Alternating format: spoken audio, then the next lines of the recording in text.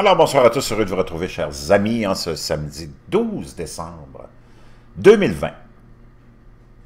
L'année se termine bientôt. L'année 2020, qui, selon le magazine Time, était la pire année. Ils l'ont qualifiée de pire année de l'histoire. Il y a vraiment plusieurs éléments qui pourraient porter à croire que c'est probablement, en tout cas si ce n'est pas la pire, une des pires. Juste pour en rajouter un petit peu dans l'angoisse de cette fin d'année 2020 qui n'est pas terminée et qui annonce une année 2021 vraiment pas facile non plus.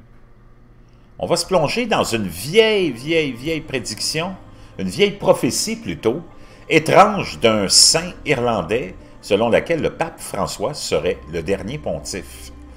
Les prophéties de l'Irlandais Saint Malachie, l'évêque d'Armagh du 12e siècle, ont enthousiasmé et consterné. Pendant des siècles, il a déclaré qu'il n'y aurait qu'un seul pape de plus après Benoît. Les prophéties de l'Irlandais Saint Malachie, l'évêque d'Armagh du 12e siècle, ont ravi et consterné les lecteurs. Pendant des siècles, il a déclaré qu'il n'y aurait qu'un seul pape de plus après Benoît. Et pendant son règne viendra la fin du monde, rien de moins. Alors Francis pourrait être le dernier.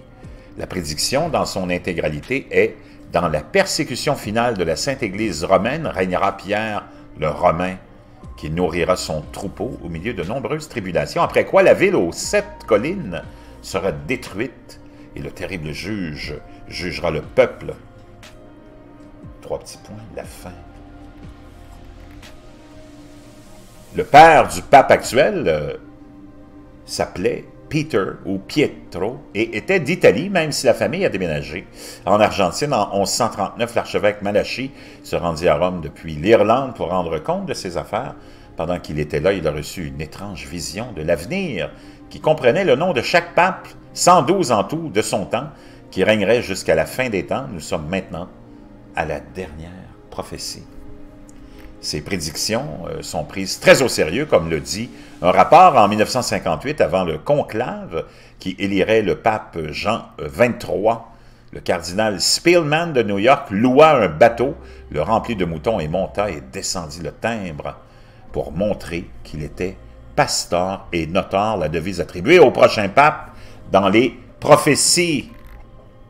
Quant à la prophétie concernant le 111e pape, le pape Benoît, la prophétie dit de lui « Gloria Olivae », qui signifie « la gloire de l'olivier ».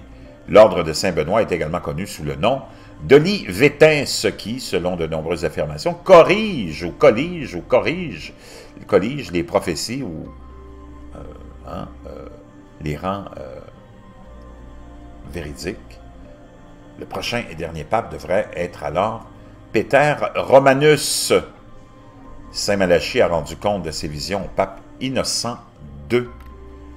Mais le document est resté inconnu dans les archives romaines jusqu'à sa découverte en 1590. Beaucoup de prophéties sont justes.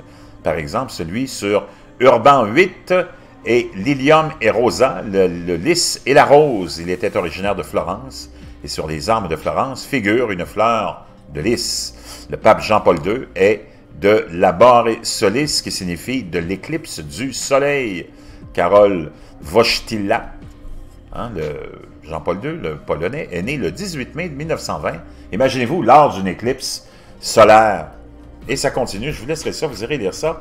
Parlant d'éclipse solaire, juste pour en rajouter un petit peu plus dans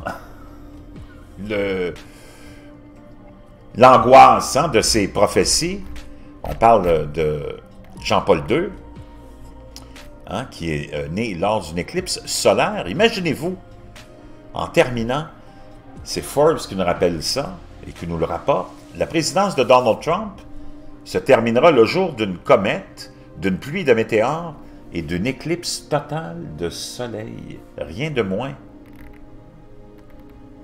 Ce ne sera pas un lundi ordinaire, lundi qui vient, chers amis, le 14 décembre. C'est le jour où on confirmera, via le collège électoral qui se rencontre, la victoire de Joe Biden de 306 votes du collège électoral contre 232 pour Donald Trump. Mais ce ne sera pas un lundi ordinaire. Lundi, aux premières heures du 14 décembre 2020, la plus grande et la plus impressionnante pluie de météores de l'année va frapper en même temps les Géminides. Quelques heures plus tard, l'obscurité viendra au jour, alors qu'une rare éclipse totale du Soleil se produira dans l'hémisphère sud, en Amérique du Sud.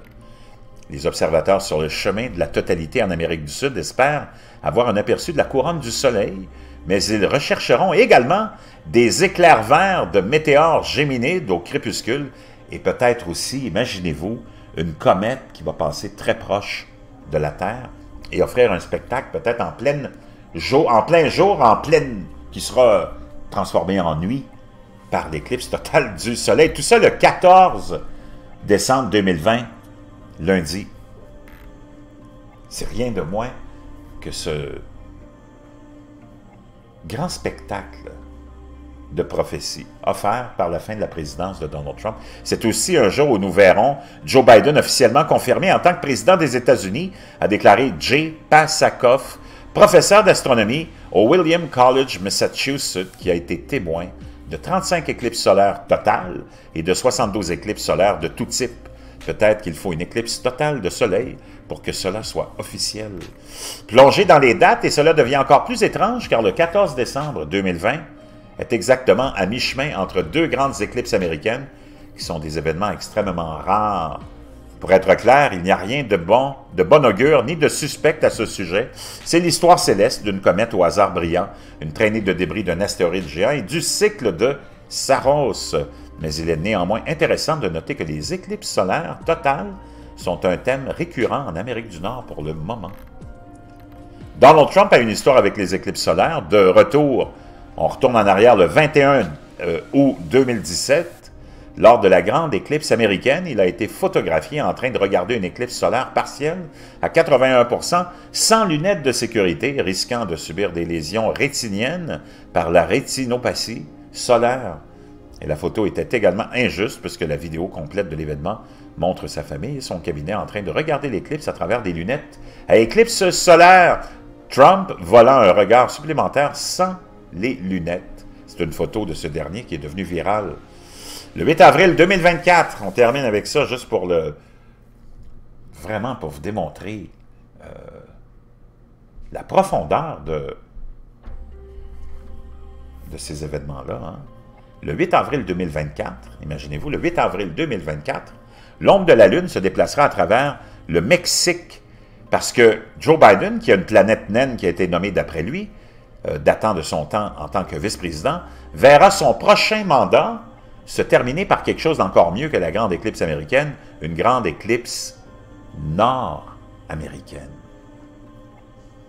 Le 8 avril 2024, l'ombre de la Lune se déplacera à travers le Mexique, les États-Unis et le Canada, apportant un maximum de 4 minutes 28 secondes de noirceur au Texas, Oklahoma, Arkansas, Missouri, Illinois, Kentucky, Tennessee, Michigan, Indiana, Ohio, Pennsylvanie, New York, Vermont, New Hampshire et Maine. Et on termine avec maintenant ce qui vient être la partie la plus étrange, c'est que la mi-chemin entre le 21 août 2017 et le 8 avril 2024, c'est exactement le 14 décembre 2020, lundi, le jour ou le même jour d'une autre éclipse solaire totale, bien que non visible en Amérique du Nord. Wow! Chers amis, on va s'amuser. En attendant et en priant, je vous reviens.